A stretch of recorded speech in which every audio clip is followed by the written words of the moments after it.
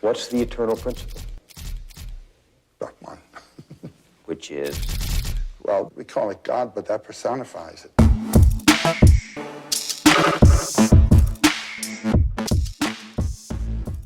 All right, yo, what's going on, guys? Episode 111 from the Grave Podcast. Before we get started, a little cleanup stuff to run through. Don't forget, from the Grave Podcast at gmail.com. Send in some voice recordings, topics that you wanna. No. Yeah, You gotta. Can we stop? That's horrible. That was you're like saying it like you're bored. Yeah. Should I be that? I am though. I am bored. I hate the clean. No. I know, show but shit. this is. I want you. This is going to take you somewhere. All right. Right? And we don't know who is going to hear this. It could be Steve-O. It could like, yeah, hey, you know what? Hey, why don't you send something to me at gmail.com? I don't give a shit.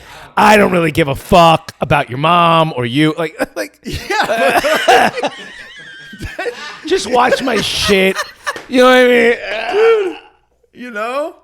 All right. You could do this. Just we'll even take a break after. Because then I'm getting 2 minutes of enthusiasm. You're not 2 minutes of dude. Look at what you've built. Yeah, dude, fucking, you know. Look at what you've built. All right.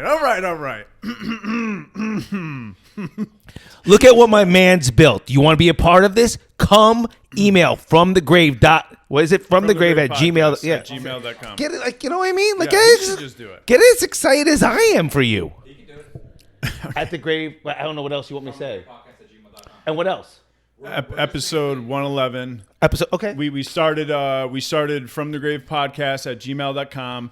Send us people you think should be on the podcast, even you, voice recordings, topics you want talked about, funny stories. Yes. And It's a way for you to interact with us. Yes. With my man Scott. Perfect. all right. Are you doing it or am I doing it? I'm trying to get you there, Okay, but I'm yeah, happy I'll to do Are it. we ready to go?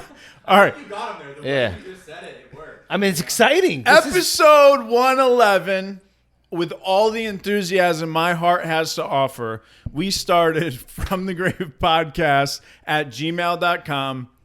We started this simply so we can interact with you a little bit more. Find that love, you know, get on that emotional level with you. Send in some voice recordings. Tell us who you want on the podcast. Give us some topics that you want talked about.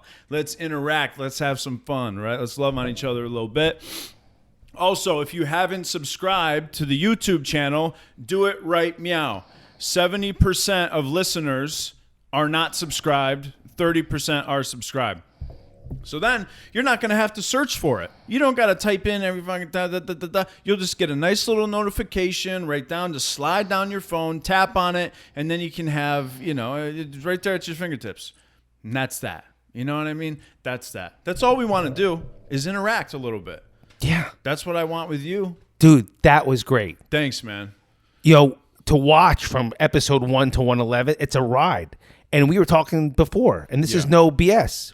Even major celebrities. You know how many podcasts quit? Episode 20, episode 35, episode 60. Do they really? Is that really a thing? Is that a thing? We have a friend that does one every 3-4 months. Yeah. You know what I mean? Like, there's no consistency. There's no enthusiasm. There's no anima. Yeah. Big anima guy. You know, you got it. You know, this is a thing. So, yeah, this is exciting. Thanks, man. I mean, you know, if I were to think of having a guest on, so I wasn't really doing that many guests for a long time. I would just do it sporadically and whatnot. And full disclosure, it's because it made me feel like it was like anxious. I guess not even like anxious. I just like felt weird about it. I'm like, oh, I got to do this thing. I got to set it up. I got to have them come over and all this stuff. And my lazy ass is just like, meh, right? Got it. But if I could pick one guest because of the energy they display, it's you. 100%. And I'm not even trying to be, you know, kiss your ass. Maybe because I'm here. A little bit. Yeah. Yeah. Do you remember what episode you were on? Because I don't remember. People don't know. Adam came on. This is Adam Jablin, just all around stud. He sold. We're going to get into this, but He was a family business guy Yes. for a lot of years, and 4 years ago, you just walked away from it, sold it, and completely devoted his life to building up the Hero Project. Yes. Which is his Passion. passion, entrepreneurial venture, and he's just been going hard and screaming his own brand from the rooftops ever since. And it's Let's hit taken off. rewind, though. Yeah, let's hit rewind. So I got to meet you in a 12-step meeting that you were a speaker. And we have a mutual friend that asked you to speak. And I came in, and I love the 12 steps. Sure. And I love the fellowship, and I love everything about it. They're they're tattooed. it's whatever. They're tattooed on my heart. Honestly, they're there. But when you go often and you go frequently, it's not like everybody's going to speak and get you excited and get you. Sometimes you're the one that has to bring the energy. Sometimes you're the one that has to go. Okay, if I could just get one crumb, just one morsel today, one share, I'll be fit. And you started speaking. It was from the get-go. From the beginning, it was your tone, it was your tempo, it was the feeling, it was your story, it was your mom, your sister, childhood, high school, college, Goodwill Hunting, your sponsor, back up north. It was your. How do you remember all this? Because when you enjoy something, it stays with you. And when you don't. fair. Excuse me, for me, maybe I have a little ADD. So if I don't even remember being there. Yeah. So people you and I care about, I know them, I know their story, I know their names. Yep. Somebody else, I know a lot of people that I call buddy, pal, guy, yo, dude. Yeah, I'm not a fan of the buddy, right? Yeah. But it's like, especially if you don't know somebody, like, hey, buddy, and it's like, why don't you go fuck yourself? Yeah. I'm really actually not a buddy guy. I'm not a buddy guy. I don't like buddy. I don't like hearing it. Buddy sounds very dismissive, doesn't it? Hey, buddy. Yeah, it's just like, hey, Yeah. hi, cute I'm superior, but hi. Yeah. I'm actually more of just a yo. Yo, what's up? Yo. Yeah. Hey. I say homie. I say homie's homie. good. What I do is Bubba. What's up, Bubba? I like Bubba. Or Brudda. I do Bubba, those brother. both have heart. Yeah. You Yeah. know what I mean? It's not like, hey, bud. Yeah. I I was just- kind of doing a little shtick there, meaning that I don't remember people's names. I actually don't use buddy a lot, to be honest. I'm not trying to people please here. Yeah. No. Yeah. But so anyway, that talk stayed with me to the point that I came up to you after, and I said, I just got to get to know you. I have no idea. And it started with the clothing. I bought a few shirts. Yeah, you went home and ordered like $200 worth of FTG gear. And Which I still have. Yeah, dude. And I remember speaking, and you were like 2 rows back. But, dude, you were the whole time just head nodding, energy going, smiling. And I'm like, this guy either wants to sleep with me or he's a really good guy. And that's fine if it's both. Well, I mean, I could. Thanks. Yeah. I mean, thank God it's the really good. Well, for me, thank God it's the really good part. Right. I'm wired the other way. You know what I mean? you're Not just that there's anything wrong with however you get your socks off. I don't care. That's fine, man. I just enjoy, get the socks off. Yeah. Yeah. It's just my preference is women. But your energy though, it was just like when you're speaking and stuff like that, and you like speaking to a room and you're just looking at people that are just kind of like, there, and then you have somebody who's emotionally engaged with what you're talking about. It's this feed of back and forth energy where it's like they're pulling it out of you almost because it's like being received. That makes me feel good because for me it was the opposite. For me it's not often that you see that the lights are fully on in somebody. Not that I'm the judge, but you can feel it.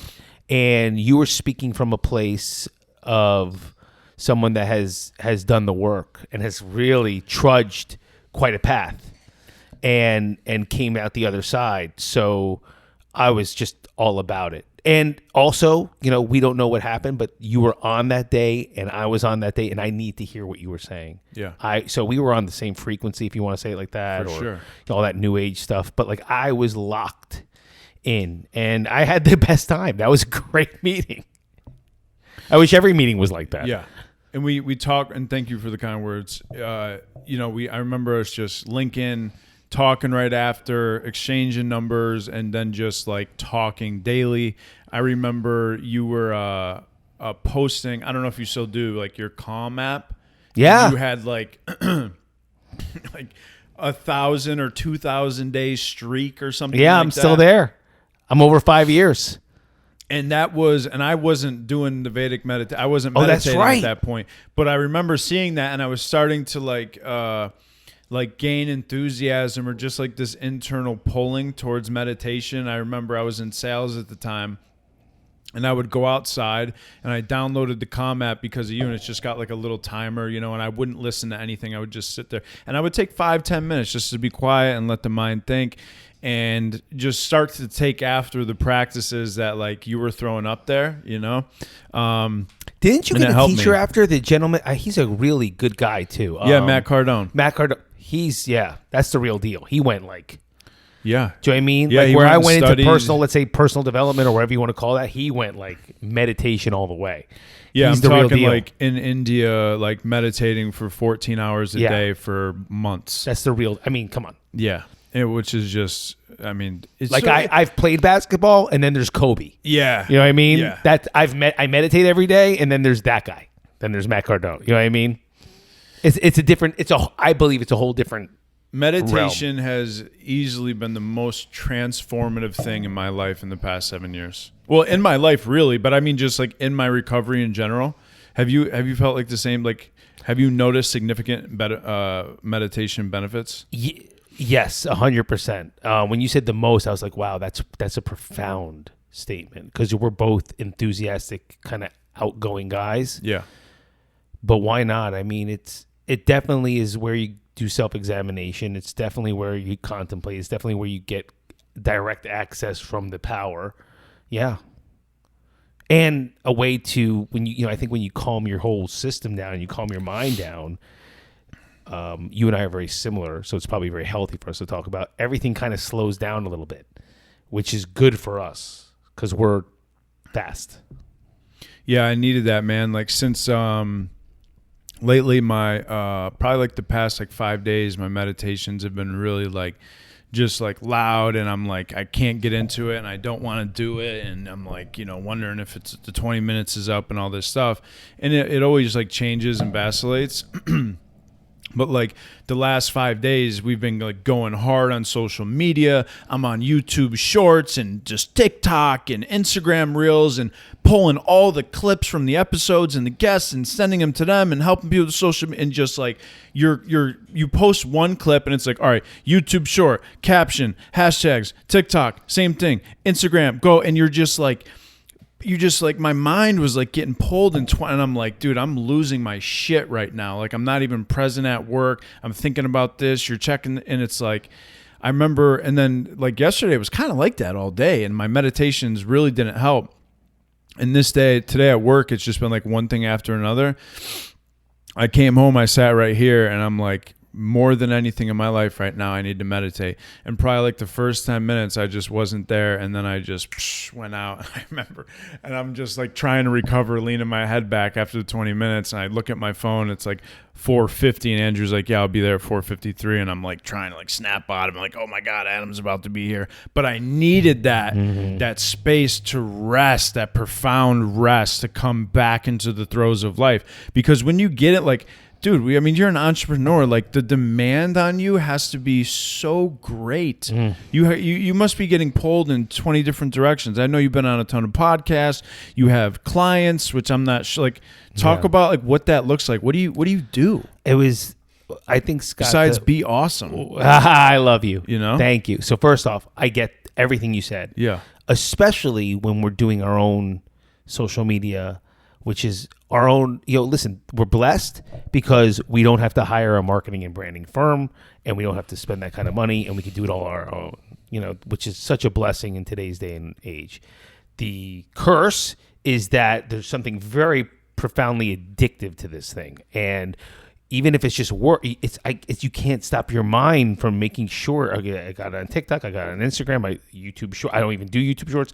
I got it on Facebook, and then all of a sudden leads to the emails, and did I get that? It just, your brain starts like almost syncing things that don't even go together, and compounding things and stacking things that may not even, then you said with work, and work does that, and did I get that done? It's very crazy, the brain. The entrepreneurial journey, bro, is quite different than I thought it was going to be. It's truly harder than I thought it was going to be.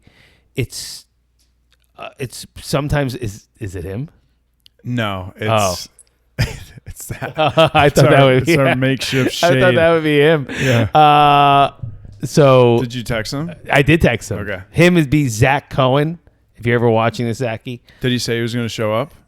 I didn't. After I just kind We'll of. see. Yeah, we'll let it go. Leave it up. Yeah. Leave it up to the universe. All right. So it's been profoundly more challenging than you thought it was going to be. Harder.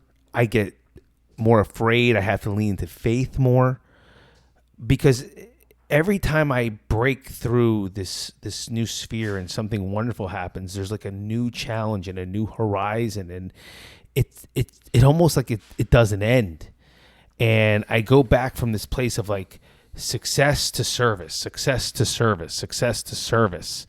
And the truth of it is, and it's something that you mentioned in the beginning, we could talk about it or not talk about it, doesn't matter, but I was raised in a family business, and I could go on about my story with that, but I was raised in a way that I wasn't going to be a spoiled brat. You start as the janitor, you do the third shift, night shift. So your family made you earn it? Your family, yeah, you have to earn it, or I feel like you don't see that a lot. Shame on everybody. Yeah. Shame on the family, shame on the employees wouldn't respect us. You know what I mean? And our employees were like family, Yeah. like it was, our parking lot had some nice cars. We took care of our employees, Yeah. and they were not going to let, the kid come in and not earn his spot. Having said that, though, even though I earned it, when you really look at what I did, I was a plug and play quarterback.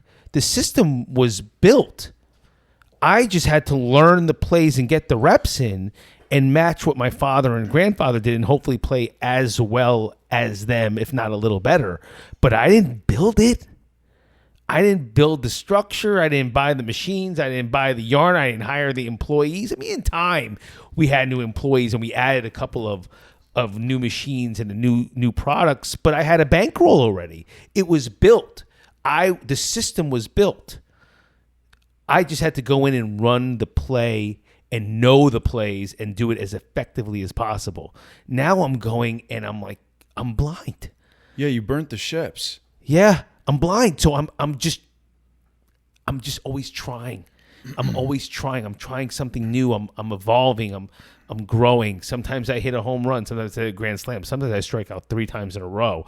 And you just continue to grow and fail and pick yourself up and then succeed and think I just figured out the matrix, and then you're figured out, no, I'm not even close. Yeah.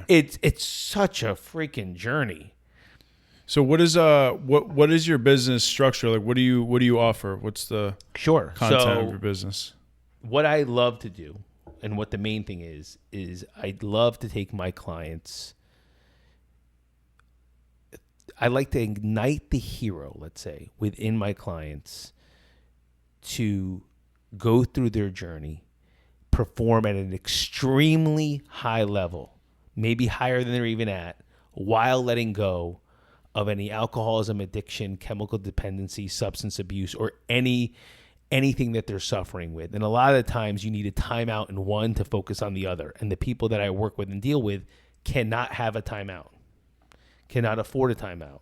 There's too much going on in their life. There's too much focus. There's too much attention, right? So how do we, the client, how do the groups that I work with, how do we somehow bring everything together at once?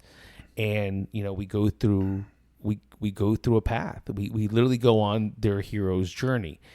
The typical hero's journey, Joseph Campbell's version that everybody knows. I got a tattoo of him right here. I do.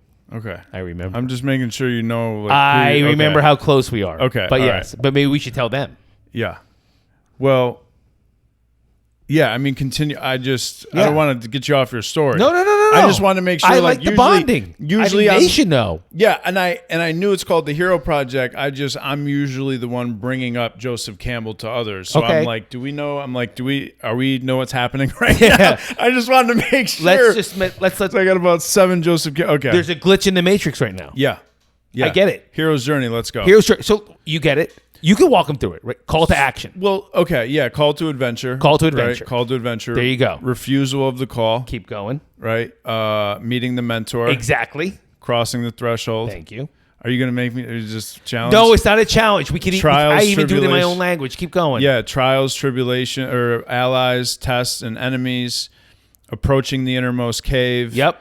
Entering the cave. The ordeal. Keep going. The reward. Seizing the sword. The resurrection and returning with the elixir. Was that 12? Because there's 12. Well, we've got Slay the Dragon. Yeah, I think that's and that's the whole deal. You're teaching these guys to slay their dragons. I'm teaching them to slay their dragons, but also The dragons are within. The dragons are within, Yeah. right? So they're facing themselves, and we're going to bring in some teachings of entrepreneur and affluence and personal development. We're going to bring in some steps. We're going to bring in some stuff from, well, Joseph does it too, from the Bible, right? And we're going to go over causes and conditions. Like, first off, why are we here? Pretend you're my Dude, I'm loving this. Pretend you're my client, right? Yeah. Why are we here?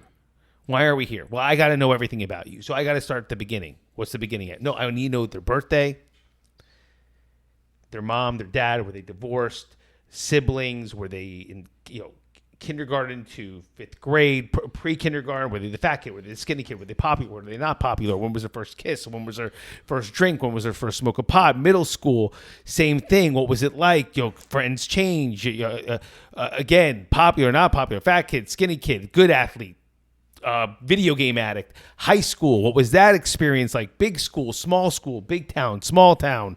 Did you go to college? What was that like? For me, Arizona State University, #1 party school. Did you experiment? Did you not experiment? What did you graduate? Did you graduate? What did you graduate in? Did you get your MBA? Where are we now? Where are we now in life? Did you get your first job, or you were in your career? Did you get married? Did you have children? I need to find everything. And what's going to happen, Scott, is I start finding patterns within my clients, like that. They're not seeing it, but I'm seeing the patterns clear as day. You know what I mean? Clear as day. Then I need to have them finally realize and ask themselves for the first time, is what they're telling me like true? Like, let's break the denial. Let's crack the code finally. Is this true? Like, is it, like, because we all, even in my memory is my version of it. Right. Right. Is it true? And always the first answer is, of course, yes, it's true. You know what I mean? Like, there's a self-defense mechanism. Okay. Is it really true? Is it really true? And then for some reason, that second question, Scott, gets them to like lower it a little bit. And then like, well, what if the opposite were true? Yeah. Or what if the narration was wrong? Like, Yes. The narration. What if it wasn't what you thought it was? Thank you. Then what? Then anything. Then anything. And so you take them, so you get them right there, and then show them the anything, because they're coming to you because they want the anything. They just don't know they have to get rid of the narration of what they think they know. Right. Now, differently, since I'm already their coach, I'm already in their lives, and especially if it's a one-on-one or if it's group coaching, step 3 from Joseph Campbell is already kind of done. They met their mentor. So they have their Obi-Wan Kenobi. They have their Morpheus. They have their Jor-El to Kal-El, whatever we want to say. They have their Robin Williams to Matt Damon. Right? So that was kind of already done. So now we're going to go to that next step. But rather than just start giving them their powers, I actually need to go through like an inspired or radical inventory. Not what people would do in the 12 steps, like like a full inventory, not just emotional. Like let's go on what's really going on in your life. So not just your emotions, your fears. Okay. Got that. And that stuff is fantastic, especially for people that need to recover from substance abuse and stuff like that. But also, financially, mentally, emotionally, spiritually, physically, not just this happened to me and this great, you know what I mean? And this girlfriend broke my heart, and I have a resentment against my principal. Like, not that stuff. Yeah, that stuff will keep you drinking. But I need to know, what's keeping you here in this, stuck in this moment. So it's an inspired radical inventory. Then we're going to go through transformation training, which is, okay, now I know who you are. I see the patterns. We have the inventory. We know where you want to go. Now let's start implementing this stuff, right? Now, depending on where they are with certain addictions or alcoholism or substance abuse, at the same time, a lot of times maybe I'm helping them with, if it's training or IV treatments or whatever, you know what I mean? Because sometimes they have to stay on the field or on stage or whatever it is with certain clients. But those are my elite. But we're going to do transformation training. And that's literally even, you have no idea how many people are afraid of the IRS. People with a lot of money, mind you. Things that they need to talk about with an attorney. Yeah. Do you know what I mean? Afraid to see a doctor because they did so much. I don't want to see a doctor yet. Like, no, we're going to see a doctor. Don't worry. It's just blood work. So we're going to really get into it. We're going to get you healthy.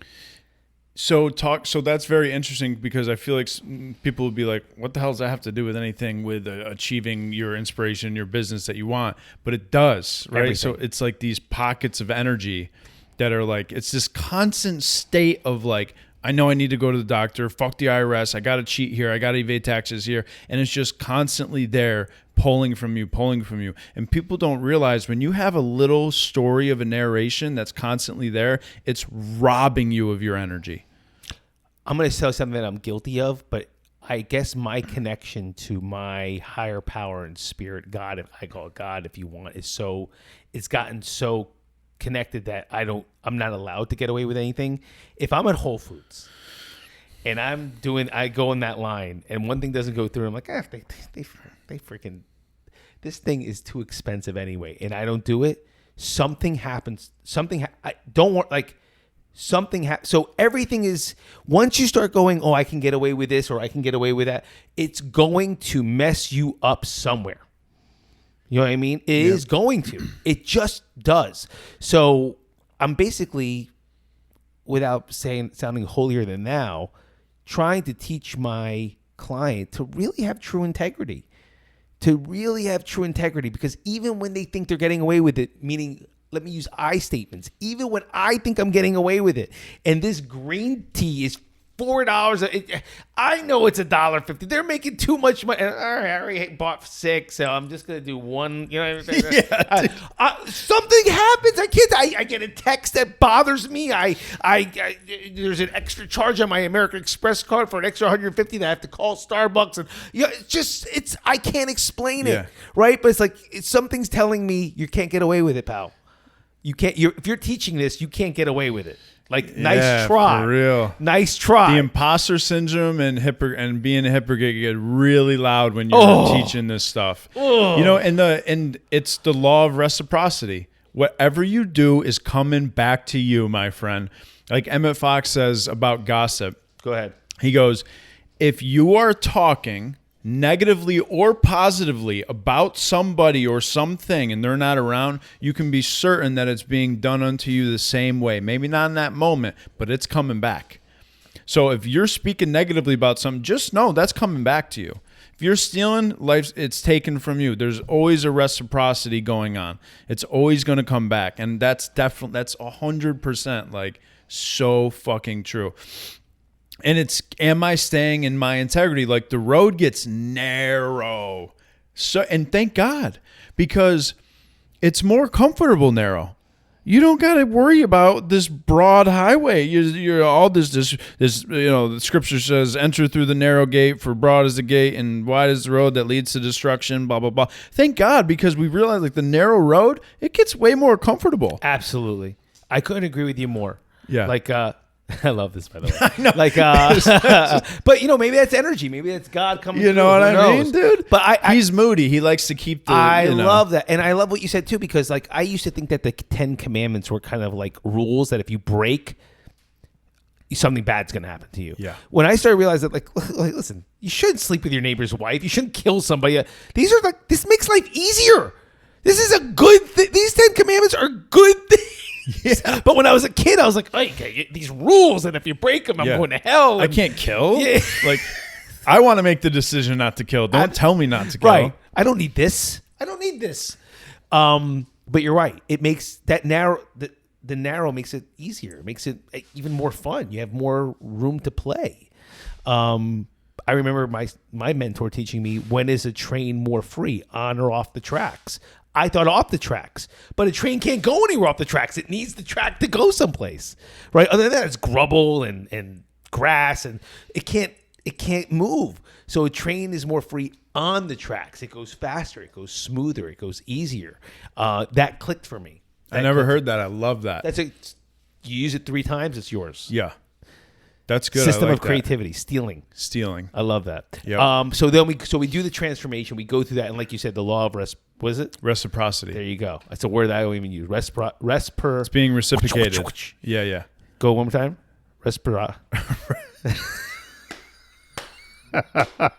Law of It's being reciprocated, Reciprocate. right? I got that I know one. reciprocity. Reciprocity. There you go. You should have seen me my first couple of years trying to say anonymity. Wow. Dude, I was on my friend Marco's podcast, By All Means Necessary, not too long ago, and I tried saying, oh God, what was the word I said, dude? Oh, I butchered it and I tried 3 more times, and I'm like, I'm bowing out. It's not happening. Reciprocity. Yeah, reciprocity. Reciprocity. Reciprocity. So we do that. And start getting them, like you just said, though, really aligned in every way. Then we're going to double down. Now we're going to double down on the spiritual component, meaning really the non-physical, right? Without getting too holy. And we're going to really, really focus on the things that you and I love to talk about. Do most of these guys or women come in with a spiritual foundation, or...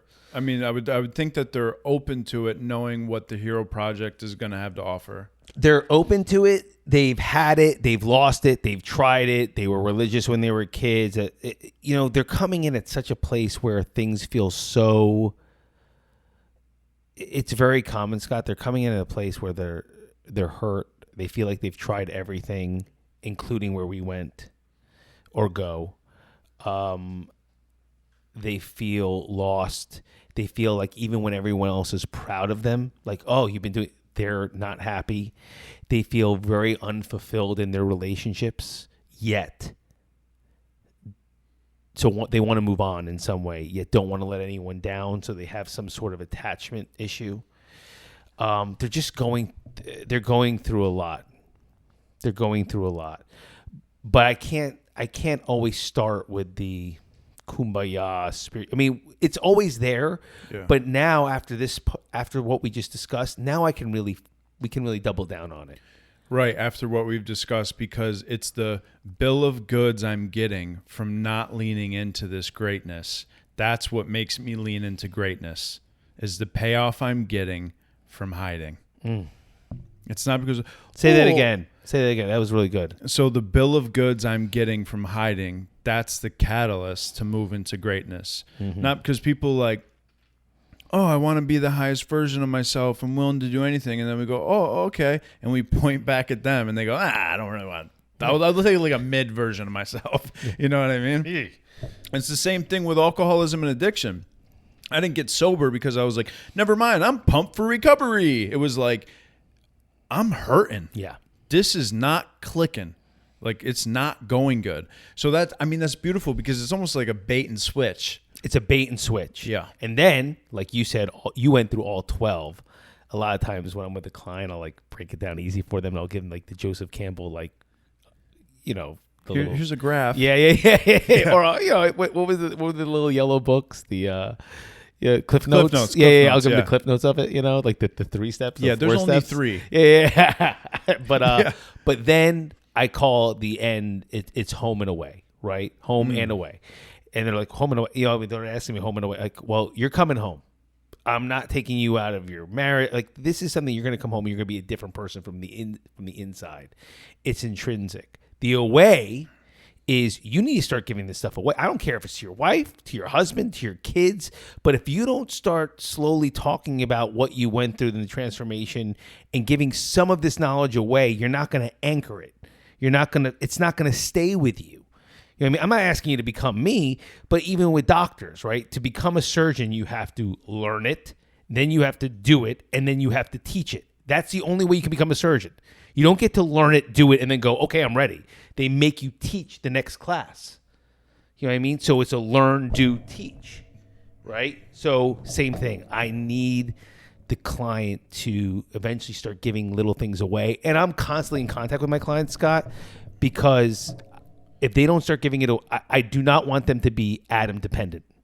That's the main thing about the hero's journey. Yes. You know, I am not trying to create an Adam army, and I don't need people texting me 24/7. Yeah. I want them to be independent, right? So I'm texting them to check that they're doing their work. And if they do their work, they're good. They're solid. That's a true mentor. Is a true mentor is someone who is achieved that coming home back to them, and then the mentorship is helping someone find their way back to themselves. Not trying to depend on me, do this, do this, because then it's all ego. But that's beautiful, man. Thanks, bro. That's just fucking awesome. I appreciate that. That means a lot, especially I need to coming from sign you. Up, you know what I mean? No, but that means a lot. That really does. And that's the hero. That's the right? It's the hero's journey. It's my Superman shtick. It's the stuff that you and I have gone through. I really do believe that people have gotten sober have a hero within them. It's something that I also did not want to be identified with either A, my name, or B, just recovery. Those two things scared me. I did not want it to be the Adam Jablin show, and I certainly didn't want to become some sort of professional sponsor that one day would be kicked out of the rooms, because we do this altruistically, and we do that for free. How dare you? You know what I mean? So I had to find my own style and that, as you saw in 4 years, had me meet fascinating people, learn from and keep building and learning and growing and putting more tools in my belt and more shots in my game that I could help people. Well, the beautiful thing about that is, like, you were talking about narration, and you were like, I'm saying no to the Adam Jablin narration and setting aside the recovery narration, and let's find just how I've been living. And you've taken ancient spiritual truth and woven it into this beautiful, practical description of getting people to find themselves, like, in a sneaky way, without the intimidation of ancient spiritual truth. And that is, you can't teach that. If you don't mind me saying, it's the same thing you do, right? It's the same. You and I found our style. Yeah. You know, it took a while, and, you know, you put on Michael's shoes, and then you put on Kobe's shoes, and you put on Allen, but you find your own style, and you find your own way and what matters to you. But yeah, I mean, I think From the Grave podcast is the same exact thing. Even when you're being very funny, which I love, you're always dropping spiritual truths. Always. Yeah. And, you know, I just don't, like, you can't fake the passion that you have. You can't fake it. You just can't do it. I don't know what to do with my hands. Yeah. I felt like I was on a spaceship. You can just put them at your side. Okay. Okay. Yeah. You can just keep them down. You know what I mean? And it's like, so to step into that is like, what I've been realizing is all God ever wanted for me is, and you started off by saying, what's going on here? Yeah. Why am I here? What is this all about? What are these things I do? Why do I do them? Who is this guy? These are deep questions that will open you up and get you really confused and walking around being like, I have no idea what's going on. And for me, like David Hawkins says, he goes, if you're confused, there's hope for you. Mm-hmm. And I love that, because you're opened up to Mother Life herself and saying, I'm here. I'm here. What do we got going on? I'm no longer hiding anymore. I'm stepping into this. I'm here. I'm confused. I'm here. I want this. I'm not cool being over here anymore. I'm here. I'm on this side now. What do we got going on? And that's scary, but it also can become really, really exciting if you just fully step into it and sign up for the fear. Yes, I agree. Because I don't know about you, I have fear in my life. I have anxiety. You're saying all these wonderful, kind things to me, and people do, and it feels really, really good. But I still have to say, if you only knew.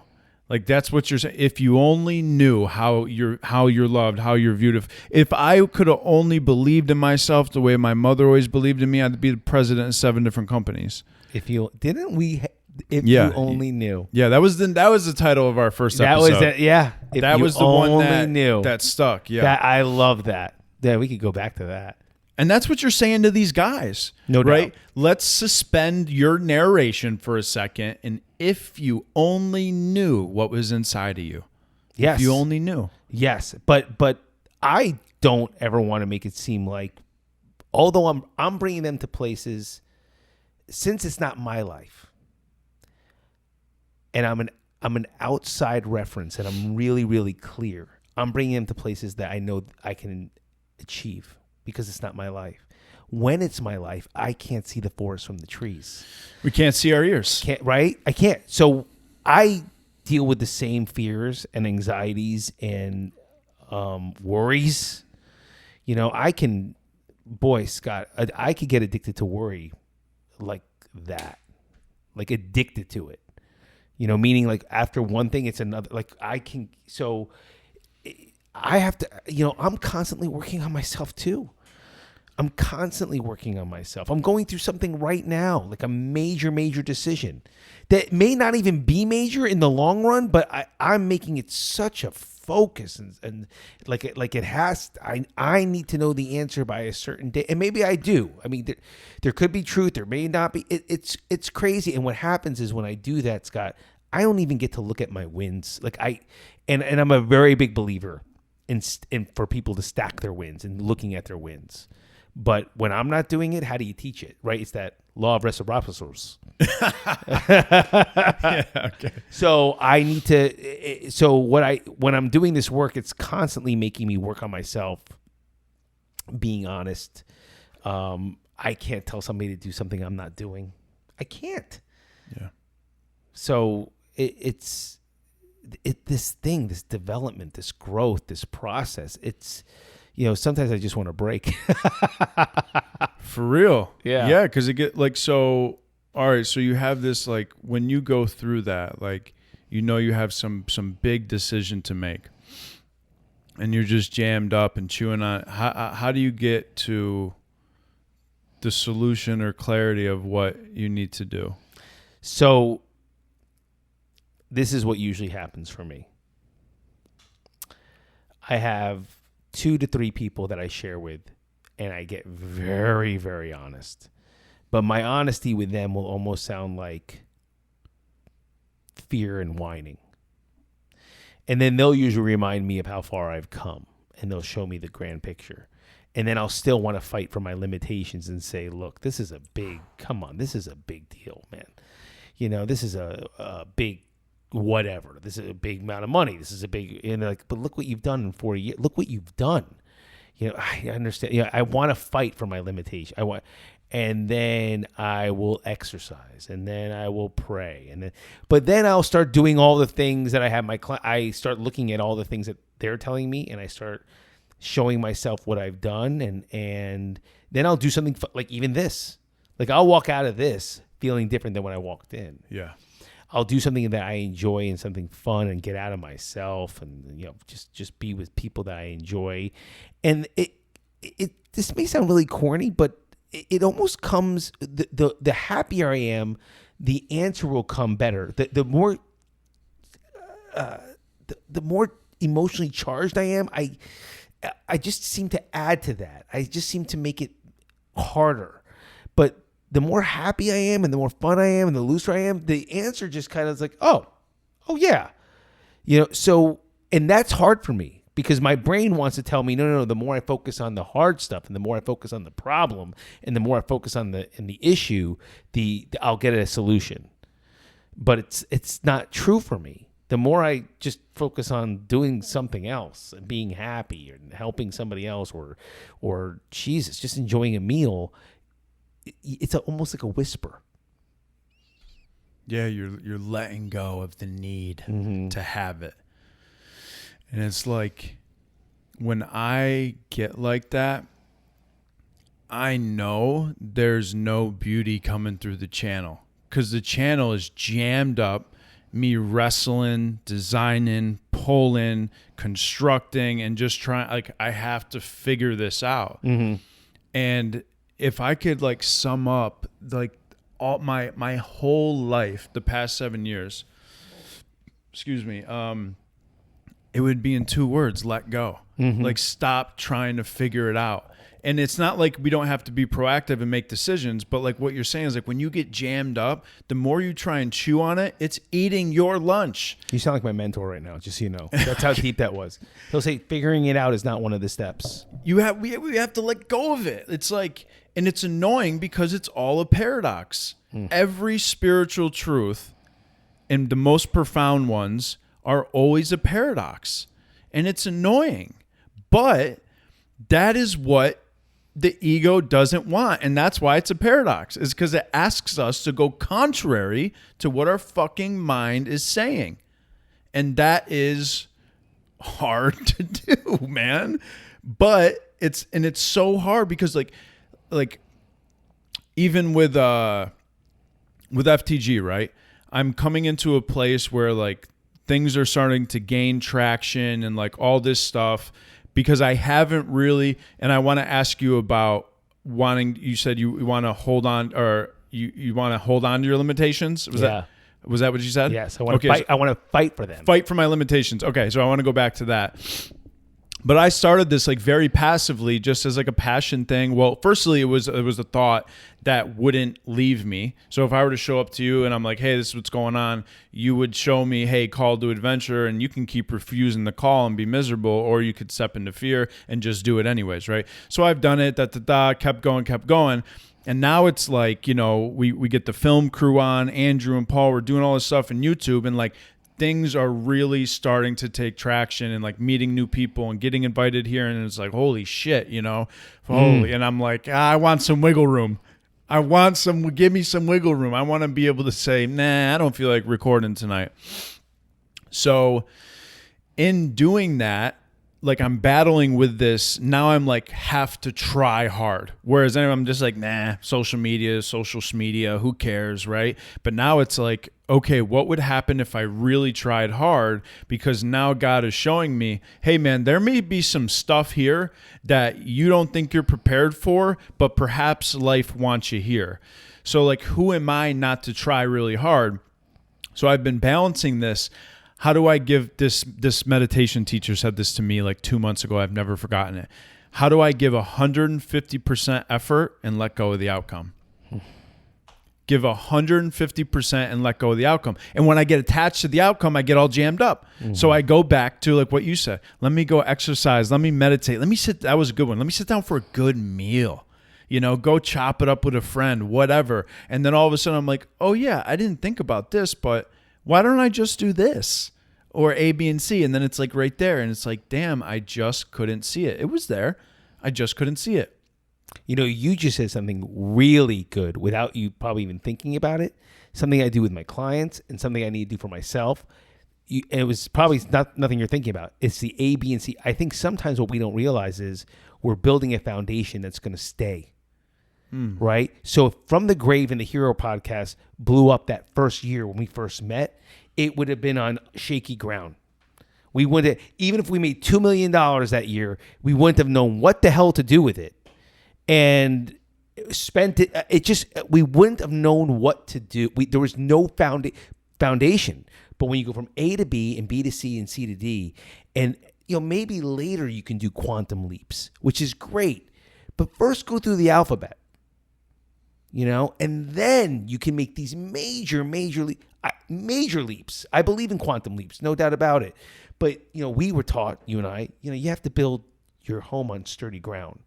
And I think that's what we're doing. We're building something on sturdy ground. And then once it's like I always speak with the Michael Jordan cliches, but it could be anyone. But once you have the basics and once you have the foundation, now you could do a fadeaway. Fadeaway is not a normal shot. If they tell you to jump up, not away, jump up and, follow through, not jump that way, and then now you can go the dunk. And now, now you could do the 3-point range, you know what I mean? But first they want you to have the mid-range game and the layup. So you and I, we're building our foundation. And when the foundation is solid, we can take all the quantum leaps we want. That's a very good point. I never thought about it like that. And now, like, in looking at that, I'm like, okay, once I have a foundation, I'm like, hey, you know what? This is my foundation, and I can choose to let in what I want to let in and also say no to what I would not like.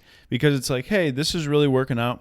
Okay, maybe it's time for this. But also, I'm not going to spread myself too thin because I don't need this over here, right? But talk to me about that fight for your limitation. Yes. What does that mean? Okay, so let's make it really personal. Yeah, because you said you're like, and then I'll try to fight for my limitation. Yeah, I'm going to make it really personal. Okay. I have a major decision that has to be made in the next 48 hours. It's really scaring me. It's a lot of money. And it's not necessary. And that money can be used for other things. What I want to do is explain to you how I do not have a background in this and I don't have a roadmap and I know how to make schmatas. And if somebody would just give me the roadmap like they did in the family business to this coaching, personal development, entrepreneurial space, I would crush it. But no one's giving me a roadmap because it doesn't exist, right? And I go into that sad story that I once had this and now I don't have this and now I'm scared and I don't know what to do.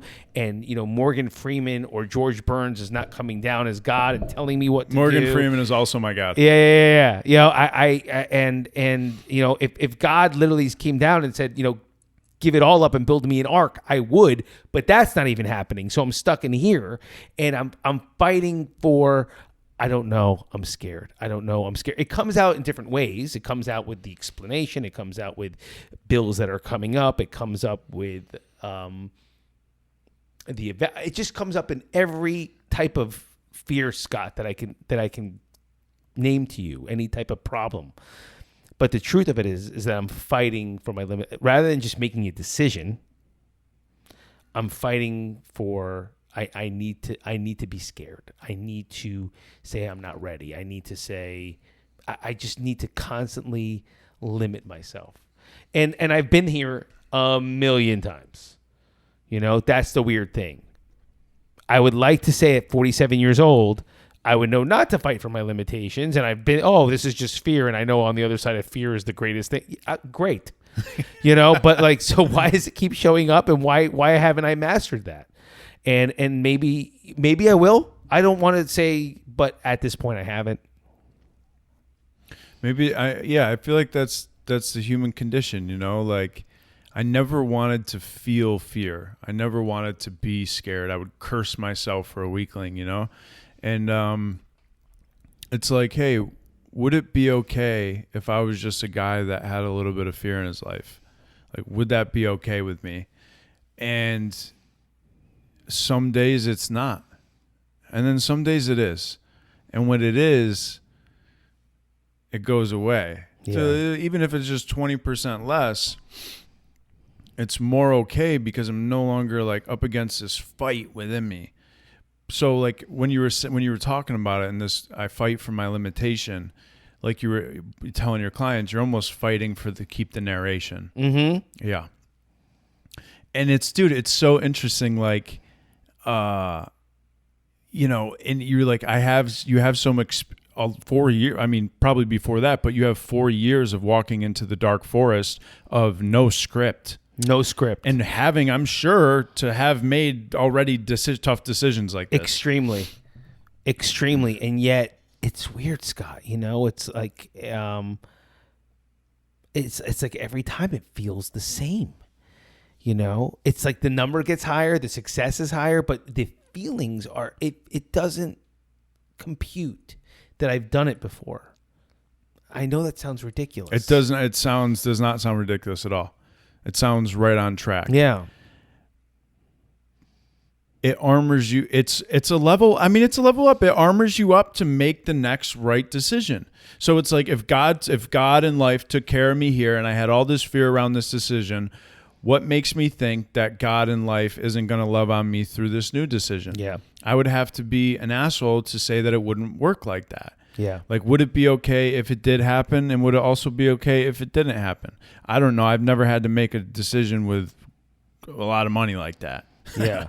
Yeah. But it's one thing, you know what I mean? It's interesting how finances, you know, it plays into everybody and everything, and yet it's just another thing, you know? Isn't that crazy? It's so crazy because, like, you ever, like, I mean, I know you're not, you know, employed, but, like, you ever, like, when a check hits your account, you go like this? Oh, okay. Of course. And it's like, what is that? Nothing has happened. I know. There's some numbers that look different. Like, if you look at that moment, whether you get paid Friday, once a week, bi-weekly, when that check hits your account at 12:01 a.m., nothing has changed in your life at all but numbers that are in an account that you're looking at on your phone. And I'll have a physiological reaction, an emotional reaction to it of, okay, we're good now. I have something else too. I have one where the people love me. They can't wait. They've signed the contract. Like I know the connection is real. They can't wait to go to work with me, but they haven't paid their invoice. And I'm sitting there waiting on their invoice like they don't have it, or B, like they're going to change their mind. And that's all that's going through my brain. Are they going through bankruptcy? Do you think they're changing your mind? Like, no, just people sometimes paying an invoice is not the first thing they're thinking of. Yeah. Sometimes they'll pay the invoice when they get to the invoice. And I'm sitting there being like, like checks and balances. Well, where's the trust and the faith in that? And what I don't like about that thinking is all of a sudden I've now really made them into, I stopped thinking in that moment. I'm not thinking about their well-being. I'm thinking about the transaction, you know, and I don't like that side of myself. Yeah. So what I've had to do is just totally let go and go, okay, like, you know, they're going to pay when they can. It's hard, but I have to, because other than that, I start feeling like it's only and solely a transaction. Yeah, that's tough. I can imagine that'd be like really tough. Yeah. Because you're signing up to give all of yourself to somebody, naturally for an exchange in energy, value, money. And it's like, well, this hasn't been paid yet. So, I mean, does it ever work out where like you give yourself completely and someone doesn't pay? Thank God, no. But there have been times where like they're a few weeks in and I'm like, look, you know, Conversation needs to be had. Yeah, I care about you. You know, however, and you could see I'm pouring into you, but at the end of the day, you know, this is also a business, and I mean, you hear it like they're ashamed, they forgot, like it's not on people's minds. It's never what I think it was. It's never.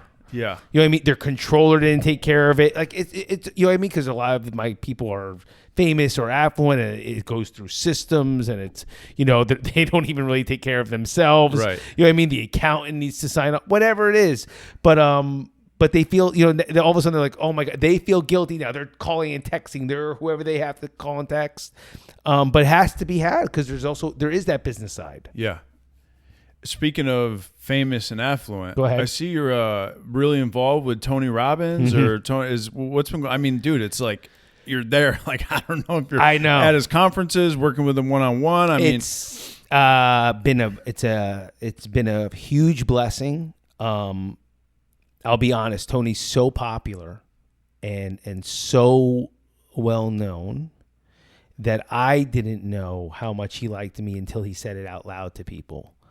Because, you know, to be honest with you, a lot of people can post a picture Tony. Like he's just it's like getting a picture with Michael Jordan almost. Yeah. You know what I mean? It's like he's at a specific level. So I knew that he cared for me. I knew that we had a lot in common. I knew that he was proud of me. I just, I didn't want to think I'm all that, and until he got up, and one day we were having this conversation and people are watching, and he said, Adam is a really close dear friend, and this conversation means a lot to me, and that meant a lot to me because I was really trying not to drink the Kool-Aid, Yeah. B latch on to him in a way that I felt his proximity would build me.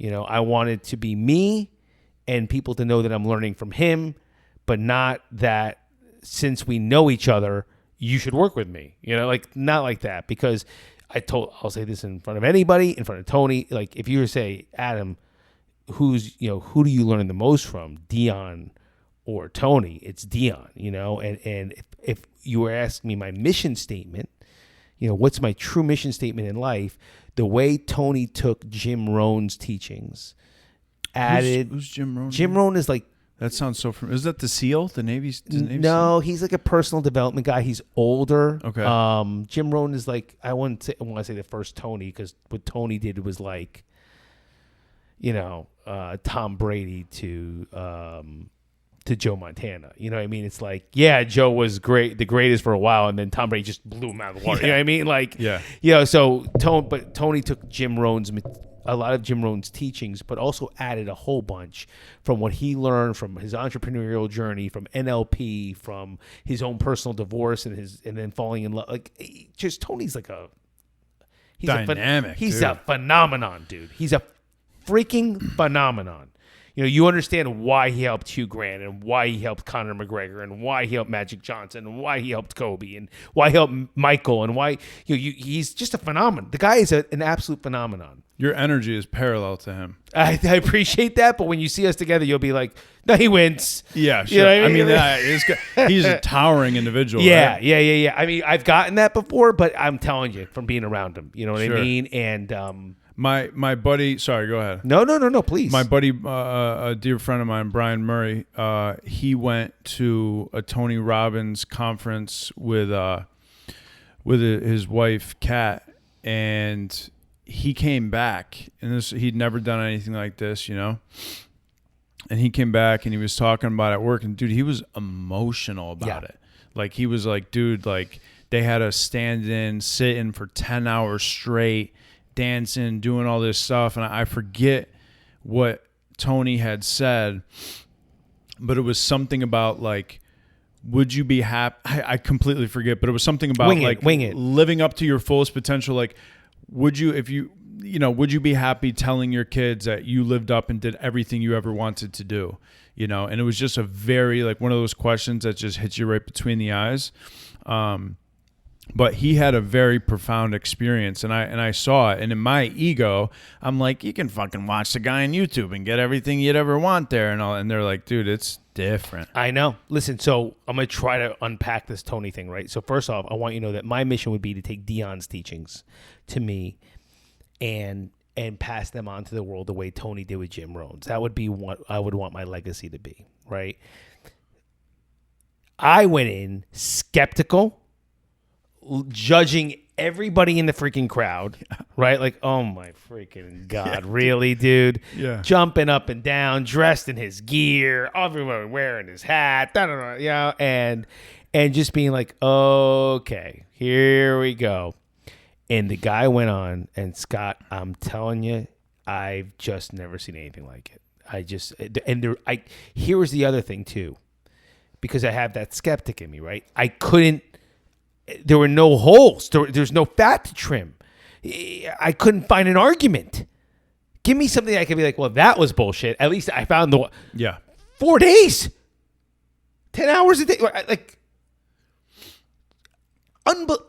unbelievable. Like there's a reason he is who he is. There's no doubt about it. Having said that, he had some serious breakthroughs with me that I'm going to pass on to you right now, which were really, really mind blowing. So I saw him literally. So I got to be with him, his trainer, his sidekick, and really these unbelievable people. I can't tell you these people in his family. And Tony is able to get himself back into what he calls a beautiful state like that. So just get really, really, or what I'm dealing with right now, this anxiety, this fear, right? He has trained himself like a muscle to bring himself back into what he calls a beautiful state, where he can make a decision from a high level, or he can at least not ruin the day or ruin the moment and be in a really, really special euphoric feeling. Yeah. And he could do it within 5 minutes. I have been stuck in these emotions I'm telling you about for about 2 days. 2 days. Yeah. I'll get back and then I'll go back. It's like a seesaw. I go back. He can bring it back. He's trained himself like a muscle to get back into a beautiful state. The other thing he did, talk about meditation, right? He knew about my streak and blah, blah, blah. So he wanted to poke the bear a little bit. So he goes, well, let me ask you something. So he, in his story, which is true, he was poor and there was times that they were hungry. And so his mission is to feed 1 billion people every year. So he asked me, what do you think is more spiritual? Your meditation streak, tapping in every day, or feeding 1 billion people every year? And I'm like, yeah. Like, what do you think God's more proud of? Yeah. That's how I think he really worded it. I'm like, feeding 1 billion people every year. He goes, right. And he's like, so maybe every time you get hooked on this, you feel like you're selling, maybe you should start seeing things as a service because you're really helping people. And stop this game in your head of what's spiritual, what's altruistic, what deserves money, what doesn't deserve money. And he helped me reframe and rewire things, Scott, because there are times where I'm like, shit, I would do what I'm doing for free. Yeah. Which is a good thing. Yeah. But we also all deserve to be paid what we're worth. And I was having a difficult time with that. And I was having a difficult time getting the money. Not getting the money, which is kind of weird. Yeah. But yeah, I got blessed to get thrown into that inner circle, and it's been amazing. What's the so he taught you some of these tools like the beautiful state? Yes. Yeah, but it's not easy. Yeah. He's a big fan of Michael Singer, who I've been reading. I can't stop reading lately. Untethered Soul and the Surrender Experiment. And one of his recent conferences, he brought Singer on to do this whole speak via Zoom. And it was incredible. You were there for that? Wow. Seated in the greater self. It's unbelievable. But this is the coolest part about Tony, right?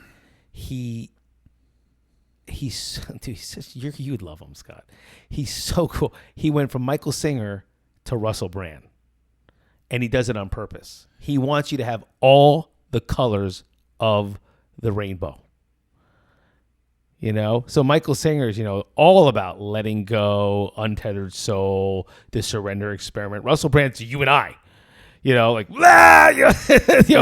he's drinking, is everyone going to do ayahuasca with Tony and lick the toad? And, let me tell you what would happen to me if I did that. He was just going off, and every day was this spiritual roller coaster of from Michael Singer to Russell Brand, from, God, I can't remember all the names, Shiri Shangandu to, just this maniac, and Tony in between.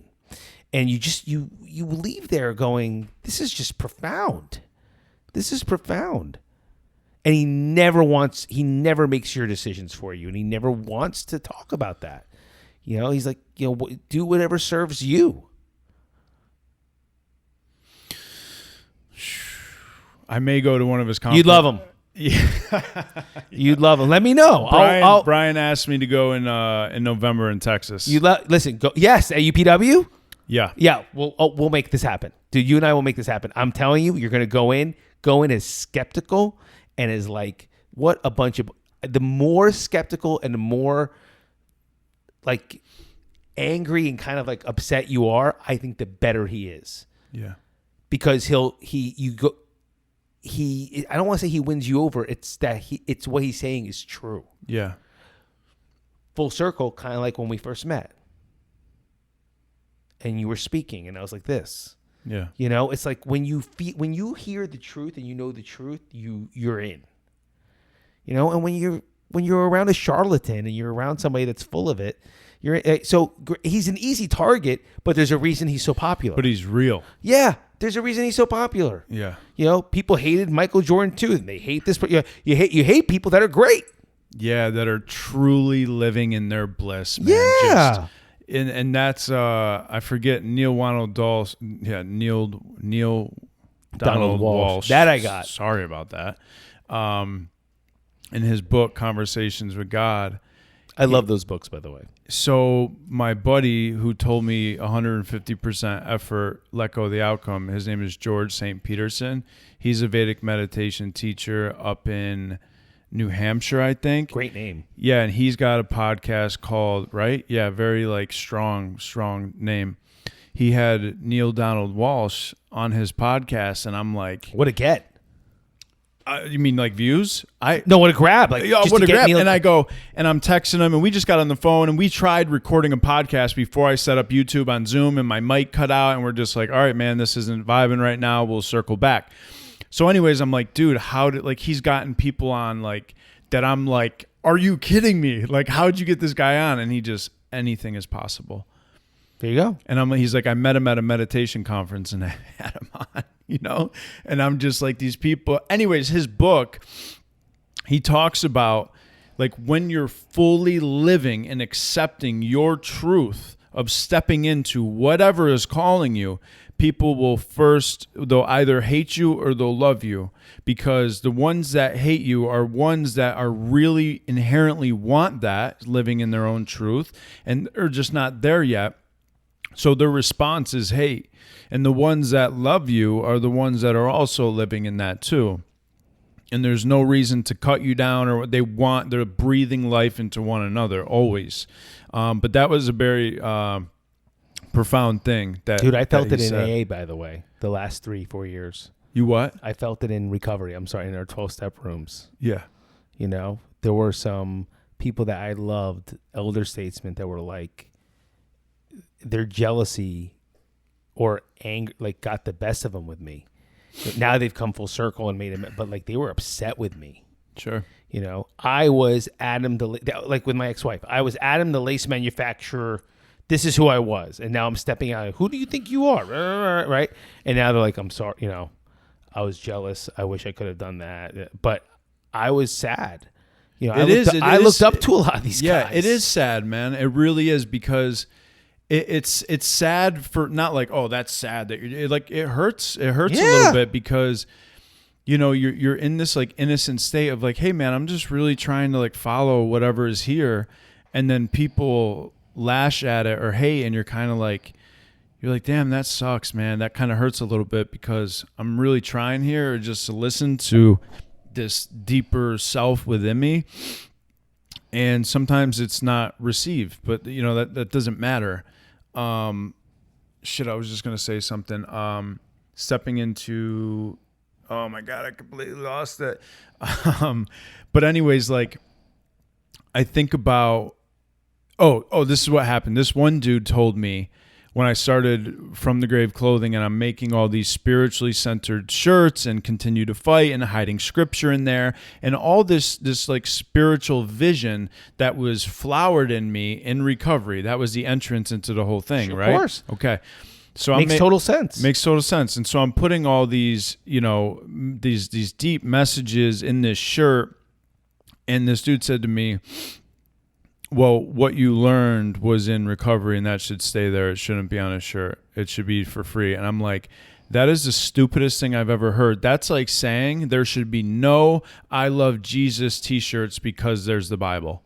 But thank God that you said it. That's the hard part. Stupidest thing I've ever heard in my life. But you said it to him? Yeah. That's the hard part. Yeah. Because sometimes it hurts so much you don't even want to get into it. Yeah. But Well, it was a guy that really impacted me. I get it. My You know? mentor, though, you'd love him, man. I got to introduce you to Dion? The three of us. Because Zach taught. He's a musician. Yes. I've never Rock and Roll Hall of Fame legend, Wow, right? wow. He's like my father. Okay, we're that tight. You should have him come. All three of us will do a You podcast. would love it. Yeah. You love him, and we have a book coming out. Really? Yeah. A co-author book. Yeah, co-authored book, and I'm Wow. really, but he has a line that he taught me that I think you'll love specifically, you, me, because he loves recovery. He loves it, and he gives back all the time. But the thing that guy said, and the people, he would say, don't be a big shot in here. In here, we're all the same bozo, all one bozo on the same bus. Be a big shot out there. Not in here. In here, we're one. In here, we're all flawed. We're all using the same principles, same traditions. Do you know what I mean? So you could have your medallions and your cup of coffee and speak for 3 minutes and pontificate, but at the same time, then pass it because someone else may be sick. Yeah. Do you know what I mean? We're one. You want to be a big shot, and they have it reverse. They want to be a big shot in our sacred thing, and then keep you small out there. Yeah. And that's not right. There's nothing spiritual about playing small in the world. That's why there are certain people, there's no need to name them, but from Iron Man to a white rapper, that are in our thing, and they don't say they say their first name, they don't say anything about their career, and they talk about their alcoholism and addiction, and then out there, they're stars. But when they're in here, they're one of us. And they have it backwards. Yeah. They truly have it backwards. Yeah, it's a sad thing, hating, and I'll notice some hating within myself. So I don't want to, when we talk about haters and stuff, I'll be scrolling through Instagram and I'll have the same judgments that you had going into Tony Robb, fuck this guy. Oh, of course. And then I'll catch myself and I'll be like, whoa, hold on a second, buddy. What was that all about? Competitive. I think that's your competitiveness, to be honest. Yeah, maybe, but I'm doing the same thing that I Exactly. get sad about that someone does to me. And so I'll catch myself and be like, hold on, I don't even know this guy. Why am I hating, And this, Are you hating though, or are you go? See, for me, it's more like, is it hate, or are you going? Is there a little voice being like, I would should like be that. there? Yeah, I would like that. Yeah, but I think that's a healthy thing, Yeah. right? I don't know if you have hate. I hope not. Maybe it is a little bit. Maybe it's a little like a hunger, Yeah. wait a second, I should be that. Yeah. I should be doing that, right? And Or I would like I think to. that could be a healthy Yeah. thing reframed. Yeah, but I don't yeah. see you hating on someone. Well, I hope not. I mean, I think about there's been some. Your heart's pretty pure, dude. Thanks, man. Thanks, I appreciate that. Wait, I'm not trying to laugh. Yeah, I'm not really sure. If to my end of that. So there's been. I hate's remember a strong one. this one. I do not like that word hate. Yeah, I do not don't like know that if word. that's you. So this one, there was a comment. Somebody left a comment on Spotify or Apple, I don't know, a year ago or some shit, on a review, right? And he said some whatever, just hateful stuff. And I remember I screenshotted it, and I felt sad. I felt just kind of that sucks. And I sent it to my buddies, and they were like, "That's how you know you've made it," But I was thinking, the whole internet hating thing. This is what it would be looking like in real time. If I'm walking down the street and I'm walking down Atlantic, and some other guy, this guy who left this comment, is also walking down Atlantic, this would what it would be. He would cross the street, come over to me and say, "Hey, ba ba ba ba ba ba ba ba. Just thought you should know that," and walk away. And no one's doing that shit. No. You ain't coming up to me and doing that. No. And that's not even an ego. You just wouldn't do that. Never. Because you would look like a fucking idiot. Yeah. You're just you're basically saying, you existing is making me mad. Yes. You know what I mean? Yes. Because it's so, you're just giving all your power away.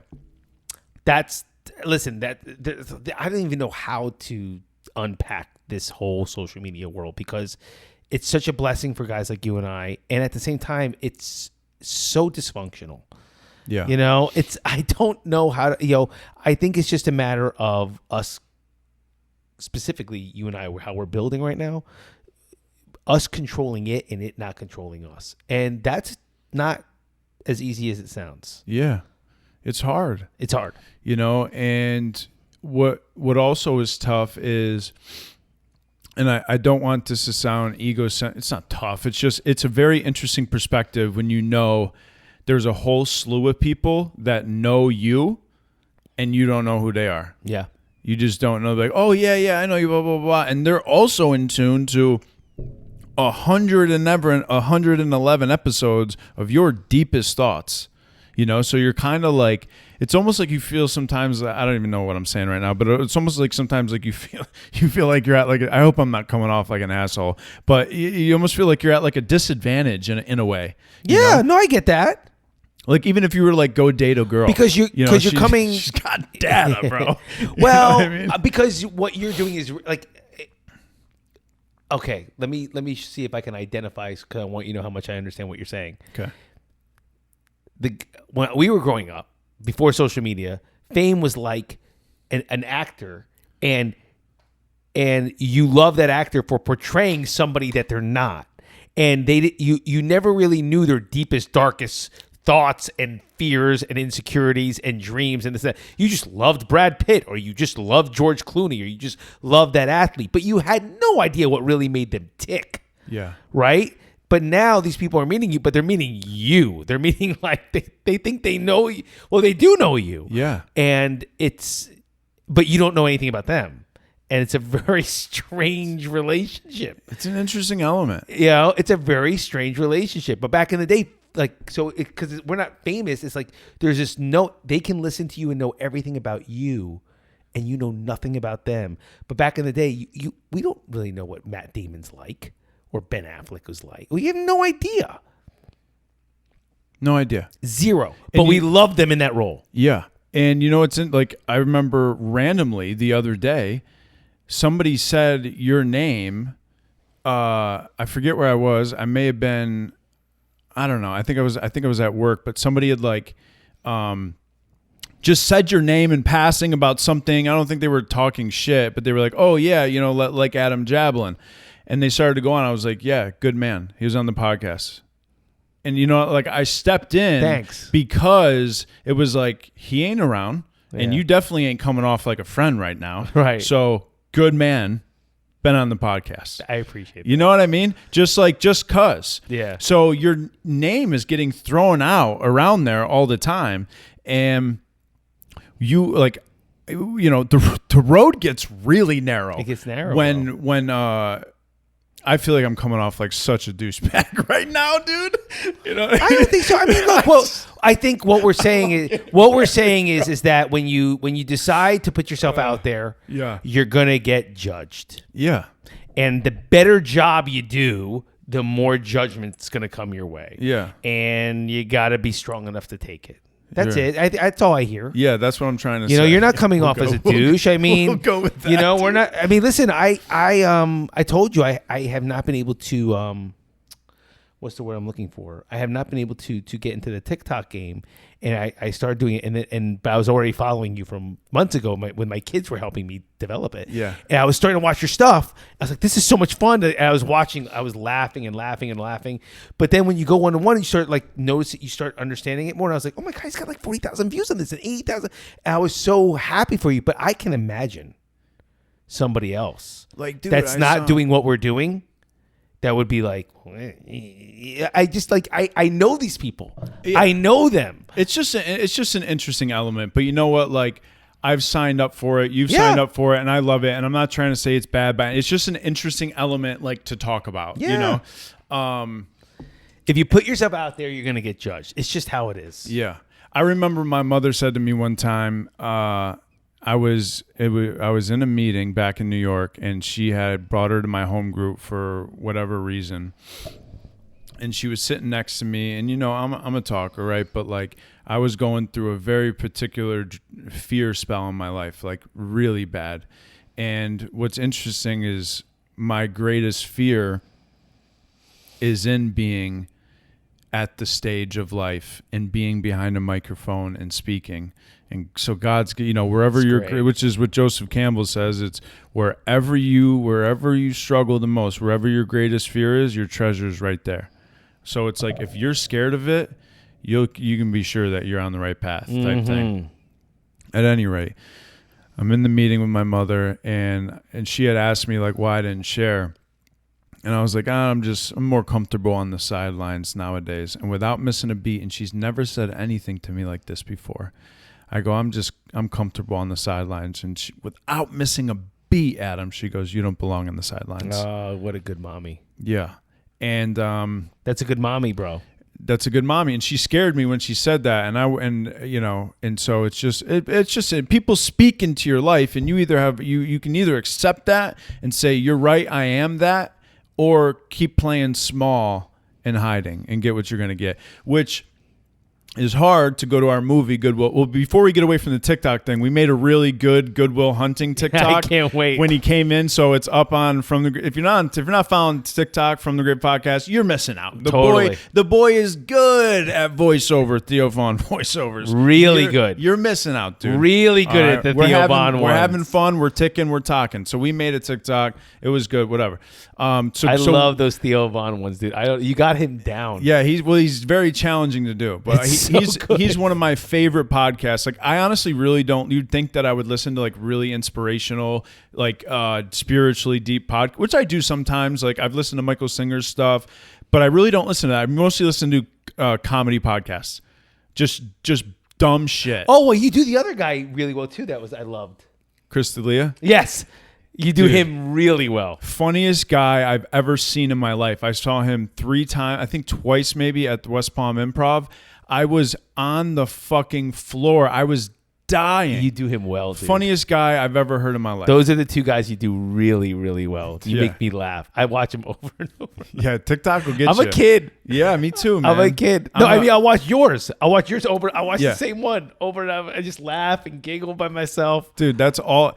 David Hawkins, I was watching this video, it made me feel really good because I'm an idiot. I'm just always, I got 2 modes. I'm either like very, very spiritually, very serious, talking about deep things, or acting like a complete idiot, quoting Ricky Bobby and Anchorman and just laughing and acting like an idiot. And I heard this quote by David Hawkins, and he said, spirituality is joy and joy is laughter. So he goes, laugh. He goes, if you're laughing, be sure that you're on the right path. That's really good. Right? Spirituality is joy and joy is laughter. If you're laughing, be sure you're on the right path. We got to steal that. You know what I mean? It's already been stolen. Yeah. Done. That's ours. Yeah, it's ours. It's yours now. But so to go Goodwill Hunting was just came as like this radical connection because I had made a joke in speaking. I love this, which I have in the pocket, and I usually pull out. Which is, I was sober. I was 4 years sober. I was doing great. I went to college for the first time. I fell in love with learning. I was like Goodwill Hunting up in that bitch. I was solving, and I'll say something stupid like that. But now with all these Gen Z, no one knows what Goodwill Hunting is anymore. It's crazy. And so you were the only one that laughed. I loved it. I'm like, my God. You said I was best friends with Ben Affleck. Yeah. That was so good. I loved it. And so we connected, and the movie, I actually watched it randomly like a couple months ago, and it's just such a very profound movie. And one of the scenes that I got hung up on not too long ago was when Will is in Robin Williams' office. His name's Sean in the movie, yes. Robin Williams, right? And he goes, and he's like, and Will's coming at him. He's like, yeah, and you fucked up, and she died, and now you got nothing. He goes, you know what? He goes, you know what? He goes, what do you want? And he goes, here you go. He goes, you can give me this theology, all this stuff, but when I ask you a simple question, you can't even answer it. He goes, what do you want? And he got all pissed off and he left, right? And that's it right there. Mm-hmm. Is it okay with you that you don't? I think being able to say, I don't know what I want, and being okay with that opens you up to kind of getting pushed in the proper direction, maybe. Yeah. Dude, of course. Yeah. Of course. I think there's something beautiful in being able to know that you're going in a certain direction, but truly not knowing what you want and what the end goal is like. Because if you knew and you had it, if there really was an exact 5-year plan, I mean, isn't that almost kind of like boring? Yeah. You kind of, it's like a dance, and even from the Great Podcast, it's been a dance. Like, look where this is now. And so you don't know what you want, but you kind of have an idea, and you'd like, your dreams would like to see it this way, but this could happen and that can happen, and I think if you could look at it as a dance, it's fun, right? Yes. Because you're not supposed. How are you supposed? I mean, do you think I wanted to be divorced? By the way, like that was my goal. Do you know what I mean? Like I was very prideful that we made it 20 years, but you have to like lean into this thing. You have to lean into life and living. Right. So which is great, right? He doesn't know what the hell he's doing at the end of the movie.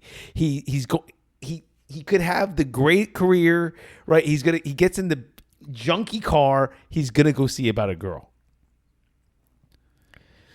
And It's great. it's great, and it fits exactly what we're talking about. Because you remember when they were in the, him and Ben Affleck were working. They were on break. They're drinking beer, smoking cigarettes at the hood of a truck. And he's like, I'll fucking probably get a house. We'll raise our kids together. And he goes, if you're still here, he goes, hear me. He's like, if you're still here in 20 years, drinking, watching the game, going down at the bar, I'll fucking kill you. Yeah. And he goes, that's not a threat. I will fucking kill you. And he's like, what? There's honor in this, right? His narration of what it needs to look like. He goes, you have what none of us have, and any one of these guys would fucking give their left nut to get it. And you're over here, and basically saying, and you want to hide? Yeah. Fuck you. Doesn't he say you have the winning lottery ticket? You have the winning lottery ticket, and you're too scared to cash it in. That's it. That's the line. Yep. That's it. That's it. You have the winner, and everyone has a winning lottery ticket. We're just scared to cash it in. That's it. We don't know where it's going to take us. Like when you talk about a 5-year plan, right? The dreams that I have in my heart pale in comparison to the dreams that God has scripted for me. Amen. I could have never even, like, not that, this is just joyful for me. All right? I'm not making millions of dollars. I don't, whatever. Yet. But, okay, yet, right? But I could have never scripted this. No. I just was gonna make a T-shirt. That's it. And God goes, yeah. Now here. Yeah. Okay, guy. Yeah. Now here. And like being open to that, cashing in the ticket, and having that dance. Yes.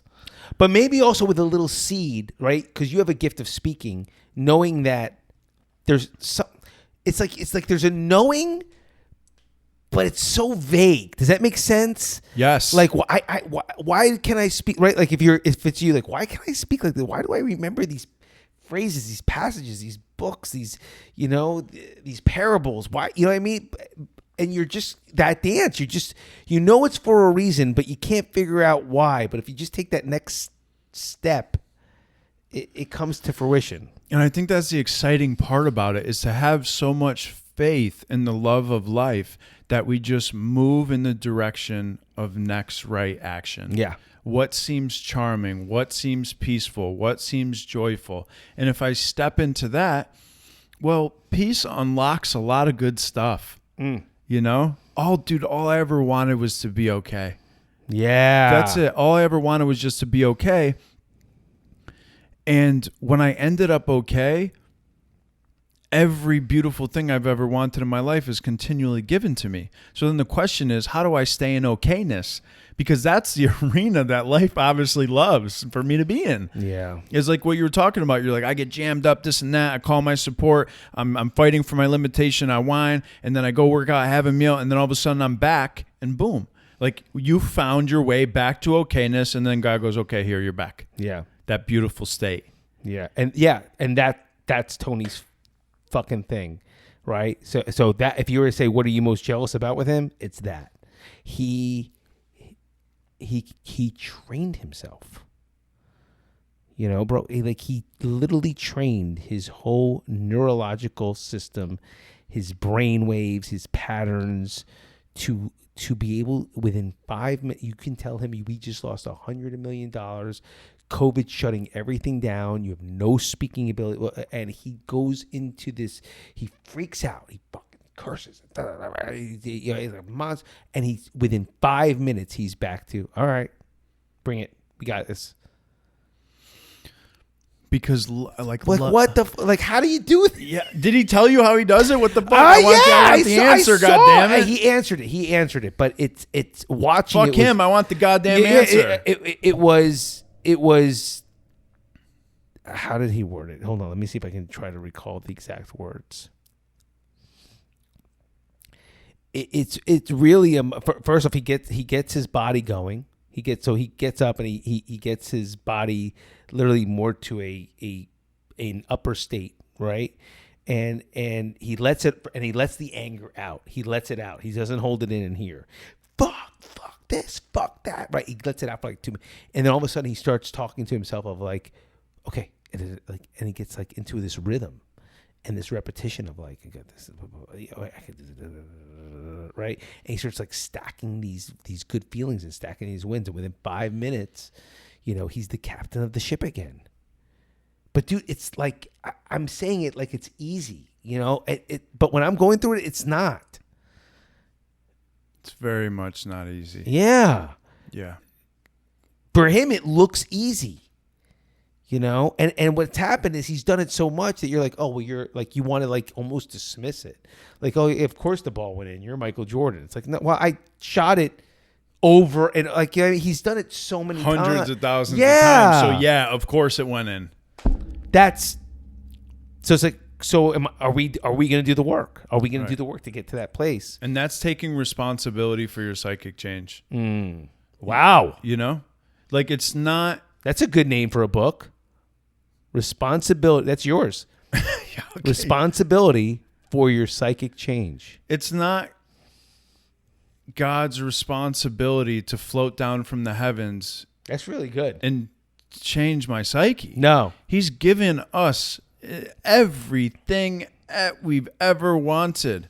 Like he'll take away your addiction, Oh, like that. but he's not responsible for your psychic. That's really, really good. I say some good shit now and again. That's one you should take that. You should write that. That's Right, really fucking seriously You know, responsible for your psychic change. I never wanted to be responsible for my own psychic change. I didn't want to be responsible for the state of my mind. I didn't want to be responsible for fear, anxiety, depression. I didn't want to be responsible for my physical fitness, for how I ate, for my finances. I just wanted it to be easy. Yeah. And it don't work like that. Yeah. I really wanted it to, but the more I held on to wanting it to be that way, the more I suffered.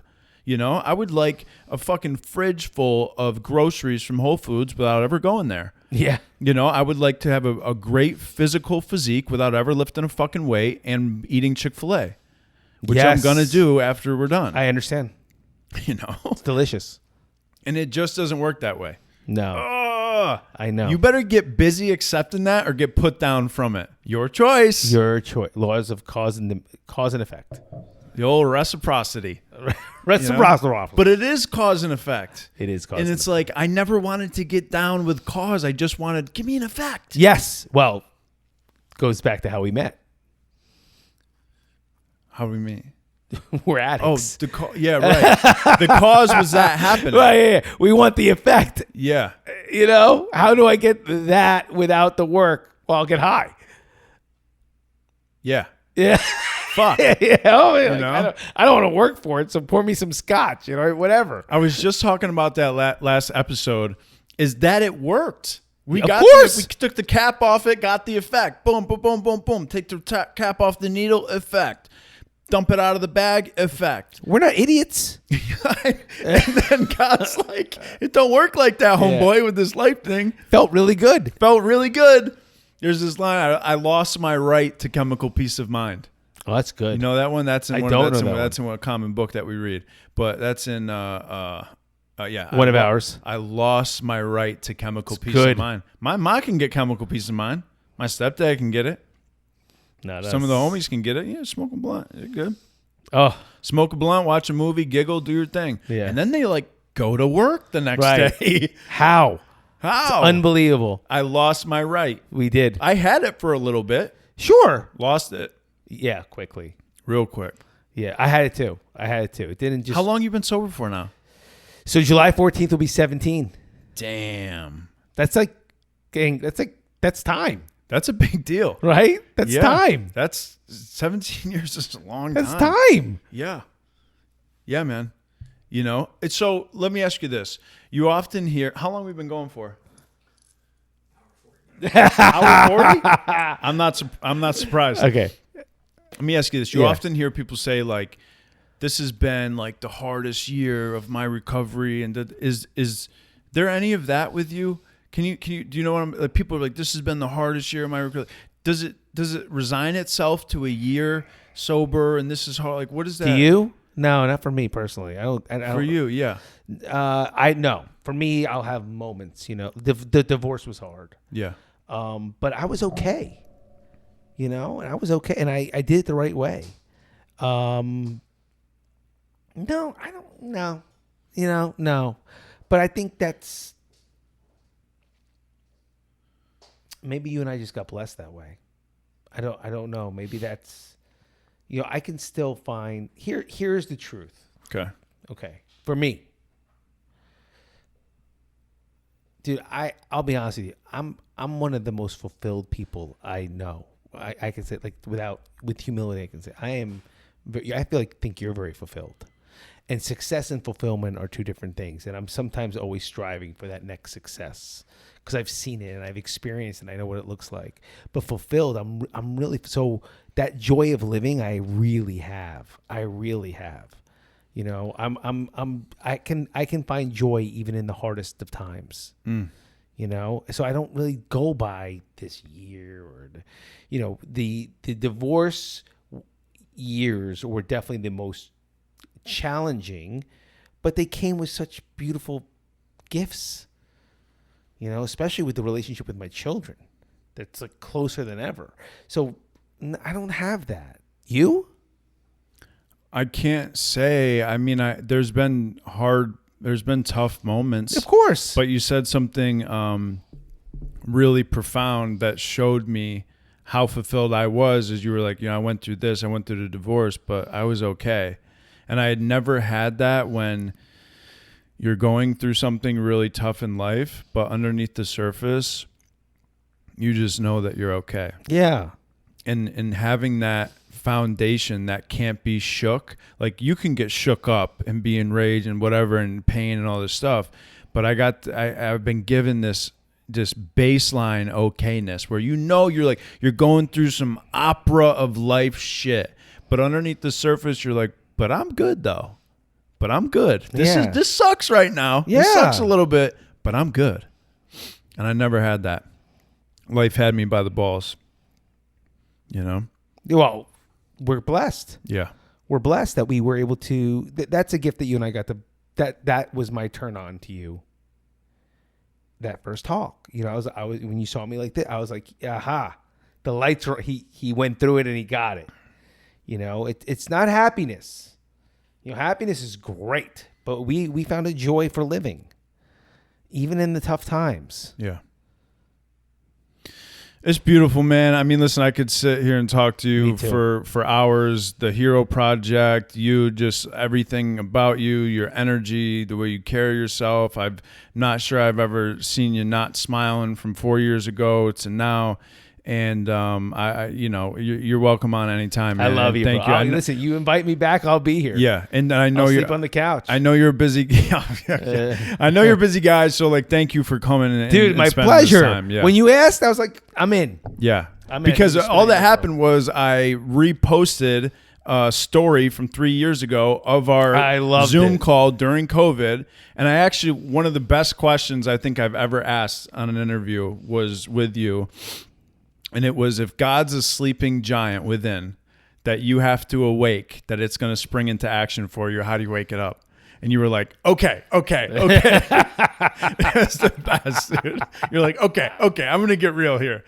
You know, so anyways, that popped up. Well, that's you. I mean, you're that's what I'm talking about, man. That's you. You go for the jugular with with the humor, but with this spiritual arrow. It just goes right through you. You know, that's from the grave. Thanks, man. I appreciate all those kind words. You know, I mean it. It helps me. I wouldn't be here if I didn't mean it. Yeah. I love you, man. I love you right back, man. Thanks. Thank you, brother. You're welcome, brother. All right. We did it. Great.